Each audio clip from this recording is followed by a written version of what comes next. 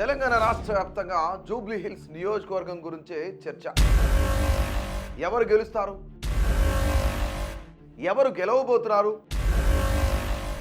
కుల మత ప్రాంత ప్రాతిపదికన నాయకులే కాదు యావత్ రాష్ట్రమంతా ఆసక్తిగా లెక్కలు వేసుకుంటున్నారు. జూబ్లీ హిల్స్ ఉప ఎన్నిక నేపథ్యంలో ఎగ్జిట్ పోల్స్ పై కఠినమైన ఆంక్షలు విధిస్తున్నట్లు జిల్లా ఎన్నికల అధికారి ఆర్వి కర్ణన్ ప్రకటించారు. నిబంధనలను అతిక్రమించిన వారిపై చట్టపరంగా కఠిన చర్యలు తీసుకుంటామని ఆయన తీవ్రంగా హెచ్చరించారు. ఎన్నికల ప్రక్రియ స్వేచ్ఛగా నిష్పక్షపాతంగా జరగాలనే ఉద్దేశంతో ఈ నిర్ణయం తీసుకుంటున్నట్లు స్పష్టం చేశారు.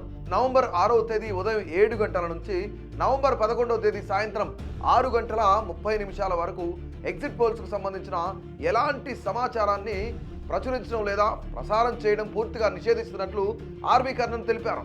న్యూస్ ఛానళ్లు, వార్తాపత్రికలు, రేడియోలతో పాటు సోషల్ మీడియా, డిజిటల్ వేదికలకు కూడా ఈ నిబంధన వర్తిస్తుందని ఆయన స్పష్టం చేశారు.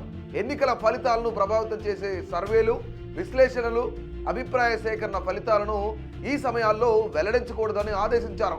ఈ ఆదేశాలను ఎవరైనా ఉల్లంఘిస్తే వారిపై ప్రజాప్రాతినిధ్య చట్టం 1951 సెక్షన్ 126A కింద కఠిన చర్యలు ఉంటాయని కర్ణన్ హెచ్చరించారు. నిబంధనలు ఉల్లంఘించిన వారికి 2 ఏళ్ల వరకు జైలు శిక్ష, జరిమానా లేదా రెండూ విధించే అవకాశం ఉందని వివరించారు.